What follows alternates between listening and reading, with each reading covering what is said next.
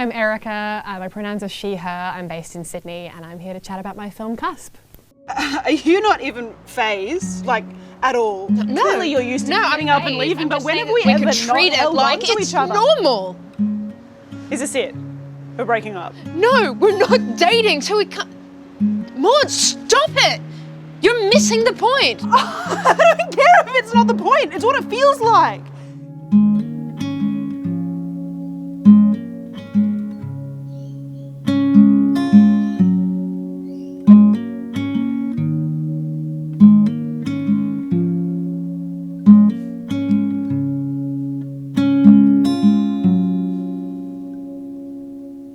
Welcome, Erika. Thank you so much for having me. Your background is in, I believe, in film. Like you've done a lot of vlogging and also like a little doco.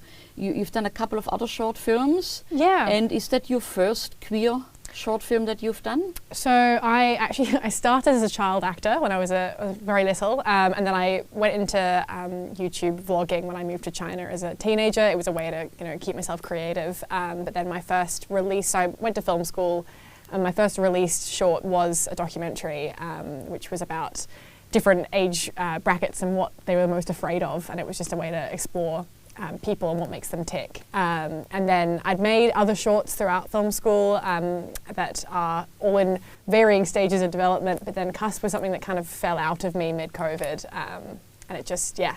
This is your first queer-themed film?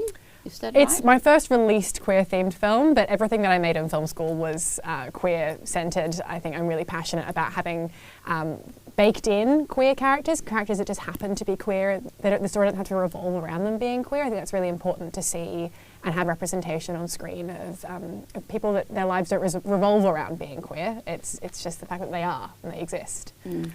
So because it's a short film, we can't talk too much about the film because you would reveal everything. Spoil the whole thing. That's right, and we don't want this. But what was interesting reading up about your passion about filmmaking as well is that you are interested in the little things in life that kind of sparks of an idea for you to be creative. I think so much of, CUSP, but also just how I like to make work is based off of little inciting incidents. So this was actually set and based on and devoted to 3 women in my life that I have known from as young as 13, and the varying instances where I've had to say goodbye to them because I moved around so much as a young lass, and I think something as simple as my very good friend Stella and I were sitting at the end of her goodbye party. I'd already left the country twice by this point, but she was moving off for university, and the whole party had left, and it was just us on a couch listening to music at 4 a.m, holding each other because we just knew this was going to be the end of one of our chapters together. And I think those little tiny inciting incidents are where I like to find my creativity and where I want to tell stories.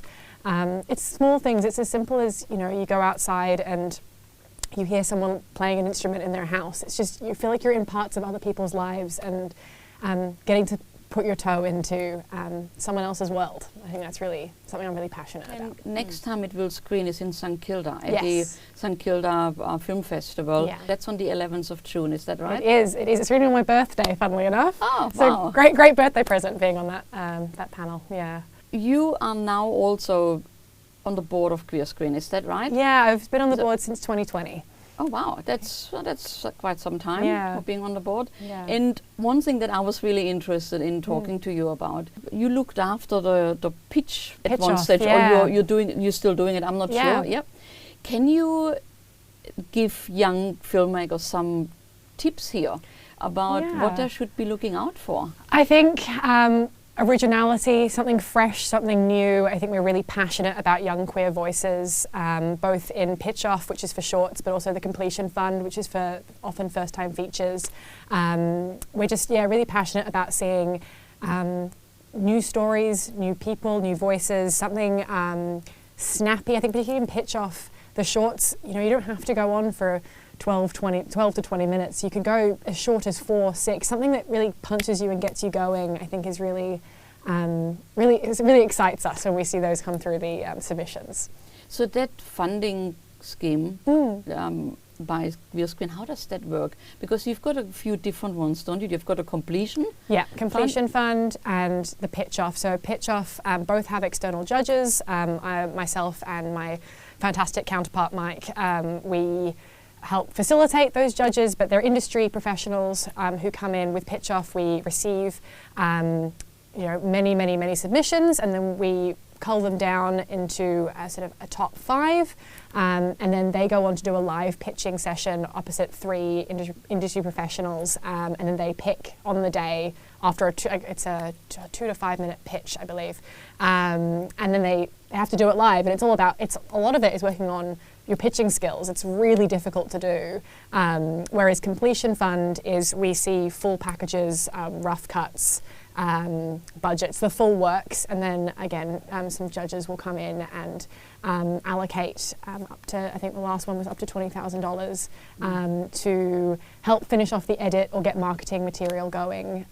It's just a really great way to help push particularly first and new features forward. Going back to your short, you happy so far with the feedback that you received?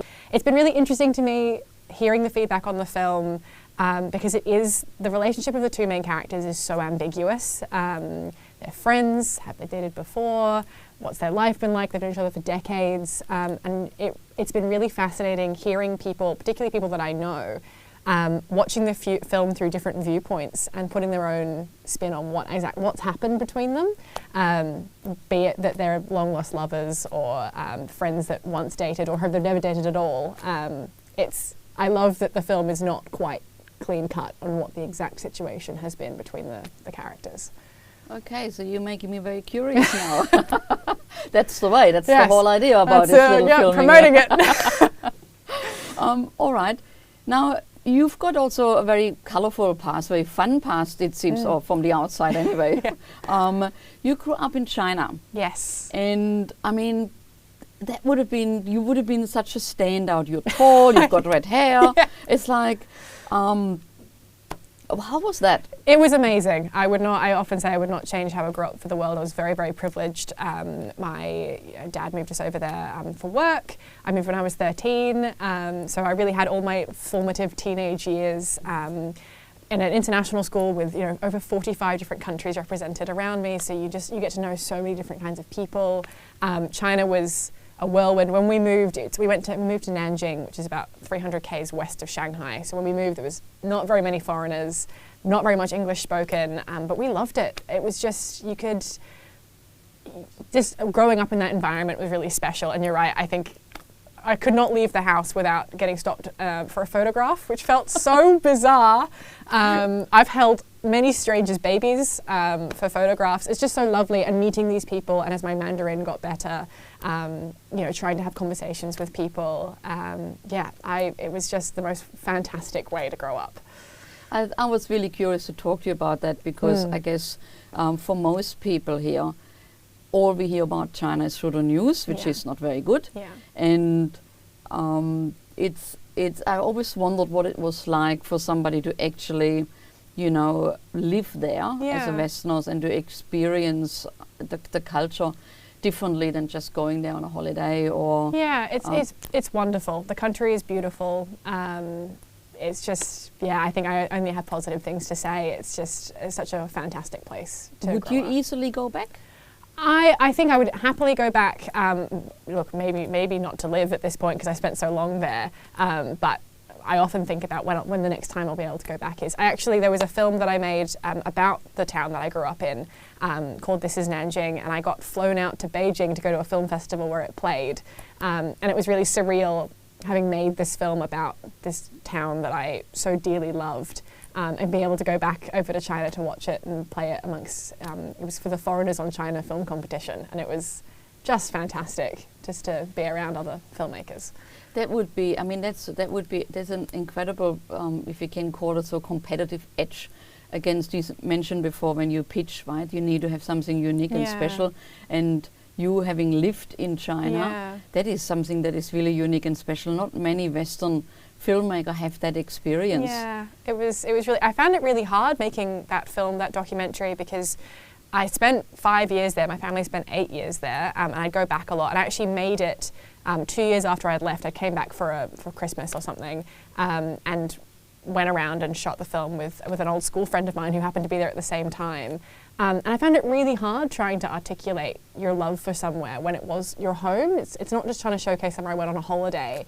It's how do you get all of those little tiny things that make up a home. But yeah, it's one of my favourite things I've ever made. I think it really captures what I think of when I think of Nanjing. Did you experience queer life in China? I don't think I did, purely because I think I came out when I was 16, but only to my best friend. And I don't think, I mean, I left China when I was 18. I moved to London, and I think that's when my queer life really began, because I could be fully myself and fully me, because I wasn't out to a lot of people when I was a teenager. But so yeah, no, not particularly in China, but after that, full steam ahead. What's next on the horizon for you? Great question. Great question. At the end. Yes. I've got a few things in development. I'm actually working on an animated kids television show, funnily enough, a bit left of centre, but I'm also working on a queer romantic comedy feature, which I'm hoping to get off the ground. Yeah, all set in Sydney. So we're just things ticking in the background. Yeah. Okay. So if anybody wants to see CUSP, yes. One date is the 11th of June Yes. at St Kilda Film Festival. Yep. Any other ways to be able to see it if you're not in Melbourne? I think, yeah, so St Kilda Film Festival, June 11th at 2 p.m. Otherwise, follow CUSP Film on Instagram. All of our announcements go up there. Or they can follow me, Redhead Abroad. We put all of our updates up there, and hopefully we'll have some more announcements on the way soon. Okay. Yeah. Well, thank you very much for coming in. Thank you so much. It was for a having pleasure me. talking to you. My pleasure. Thank you.